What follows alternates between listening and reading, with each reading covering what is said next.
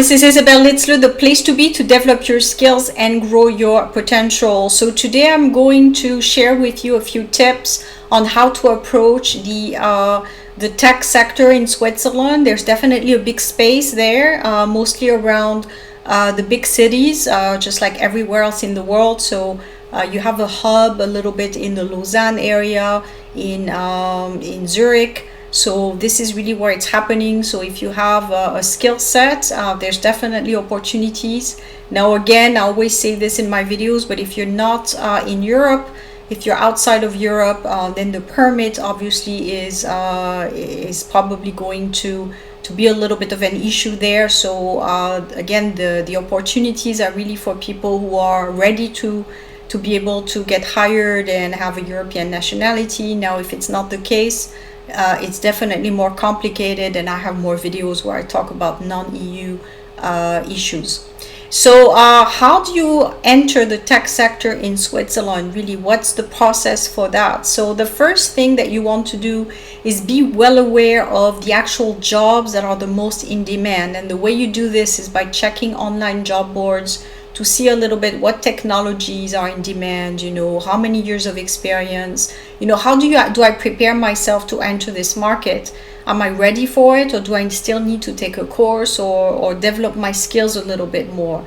Again, I find that most of the high demand jobs are also highly technical. So if you're now debating what kind of education you need, don't think about it twice. Go for something that's highly technical and that will immediately get you a job, because companies are craving these kinds of skills right now. And one of them is definitely machine learning, artificial intelligence, coding. So if you go into those, it will be a bit tough because it is quite technical and the bar will be high, but then you will be called all the time. So that's definitely security for you, as long as you keep your skills again fresh, because technology evolves quickly.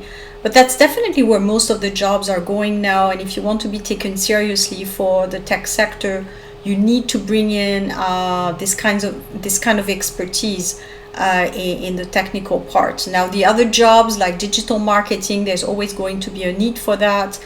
But again, everyone now tries to say that they're digital marketers. But for me, it's more than just having taken a course. It's more actually the practice of it. And that's the same thing with the tech part. Is even if you took the best course in machine learning or what have you, it's more about have you practiced it? Did you develop something on your own?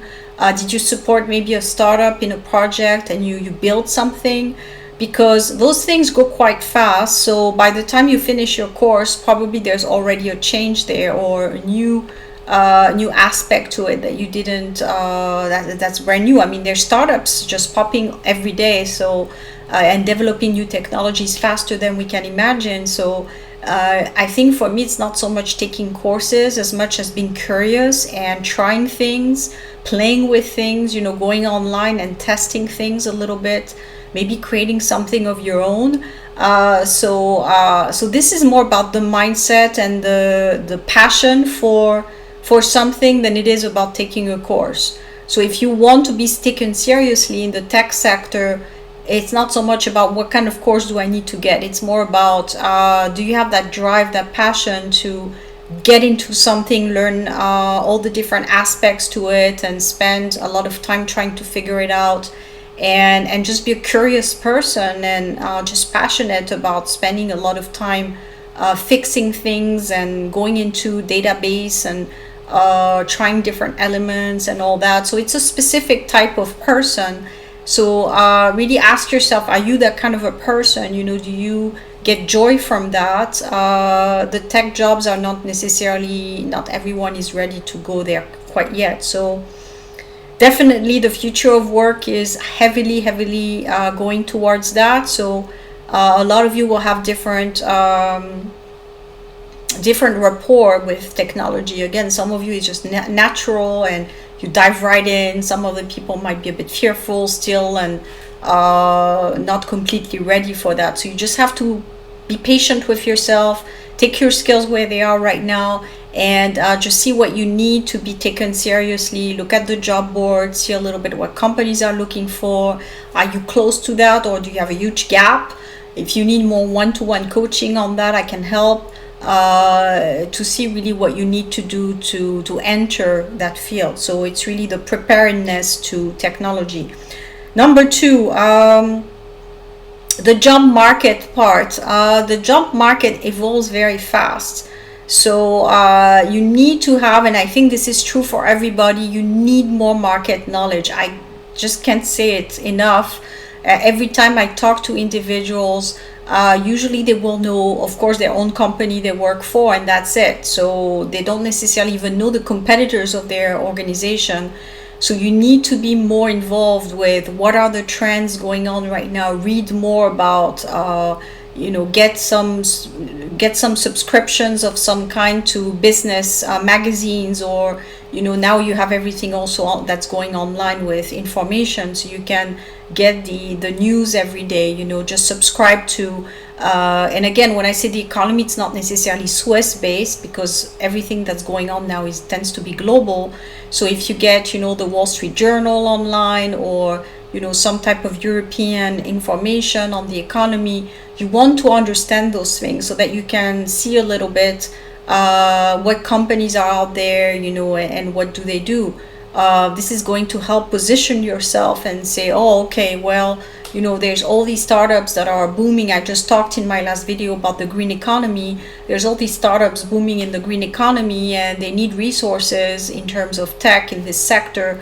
Well, why don't I apply there? So this is really how you need to think about it. It's really almost, if you want to also find resources and opportunities, you need to think through future and forecast a little bit, because what you see today is already old news. So you need to get some more knowledge so that you can forecast for the future a little bit, where to set yourself straight for future jobs. So learn more about the job market, try to understand the trends so that you can position yourself and decide what you like to do, and position yourself for those kinds of jobs. And number three, understand what kind of tech jobs are out there, and how much of a gap do you have. So again, a master's or a degree is not enough. It's just the base. This is just to be taken for an interview, to get an interview with a company, especially if you're a beginner. But what's going to make a huge difference is the fact that you were able maybe to build something, to demonstrate, skills that you've applied in companies. The application part is what you need. So again, don't limit yourself to take a course and say, okay, now I'm applying and no one is taking me seriously and giving me an interview. Well, because a course now is not a huge differentiator. So you need to go out there and apply what you learn, even if it's on a small scale, even if it's voluntary, without pay, especially if you're new in this kind of technology. You need to practice it to showcase something you produce. So for example, if you took a course, and I'm just thinking about this from the top of my head, in UX design. So UX design is the experience that a person will have when they go on a website. How you have this flashy buttons and maybe some music or some videos. Someone was building this for the organization. It didn't just happen. Someone at some point decided that customers like to have a lot of pink. I'm saying this because now there's a lot of products that are for women, and companies use pink quite a lot. So someone at some point said we need to have pink, and we need to have very big buttons, and it needs to be very fun to actually go and slide the button and all these things. So that's the UX design experience. So if you're thinking about, well, that's what I want to do, and I took a course, but then you never built anything, no websites and nothing, that's not going to be as effective as if you tell your future employer, well, I actually built this website, it's just for my niece maybe, or for my nephew, and it's just something, maybe a hobby. And I was able to build a small website, and a lot of kids now are actually using it, and they love it.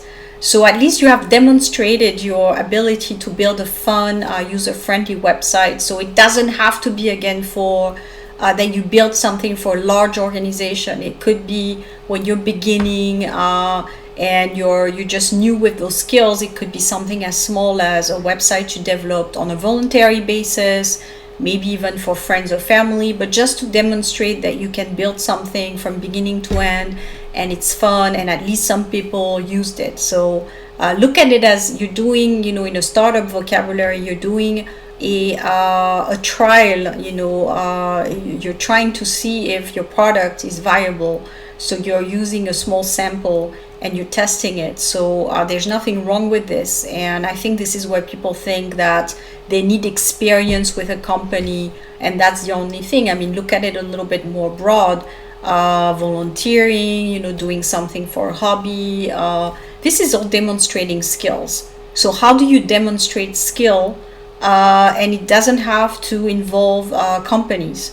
It could be something that you do with friends, family, that you built for them, just to showcase that you can do something. And it could be a lot of different things. So tech jobs are not necessarily when people think, well, I have to get a job in a big corporate structure and show that I'm a good UX designer, or I'm great at project management, or I'm great. Just build something small on your own and test it with a small group of people. That's still demonstrating value. Maybe there's a small, in your city where you live, maybe there's some volunteer organizations, for social welfare, or who don't even have a website. So think about those places maybe that don't have a website at the moment because they can't afford it. So I'm thinking maybe some civil organization, like for women or for children, and you could probably find out quickly what those are and offer to do a website for them for free. So they get the website, you're doing something good for your community, and you have something to demonstrate that you can do the work. So this is really how people need to think in terms of skills for tech. So how do you approach the Swiss tech sector is with something concrete. The Swiss market likes to see demonstration of the skills, not so much the degrees.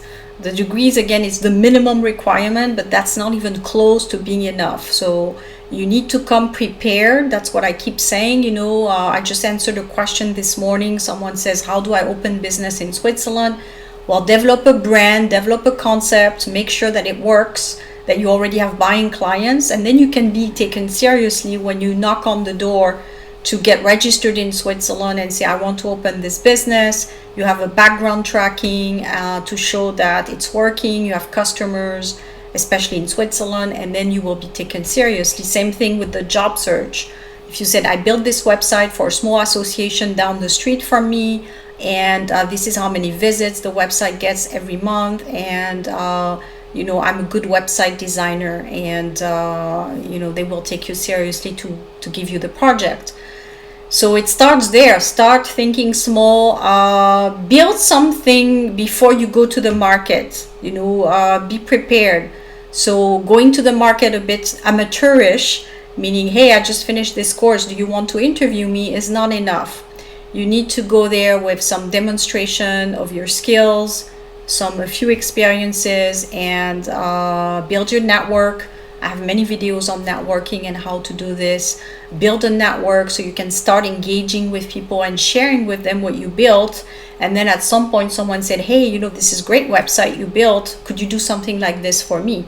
For example, when I'm looking for a freelancer, every single time I will go into their portfolio, meaning I will want to see what they designed before or what they put together before, depending on the skill I need, so that it tells me that they can do it. So I'm not interested to know that they have a master's degree in such and such. That doesn't tell me their ability to do the work.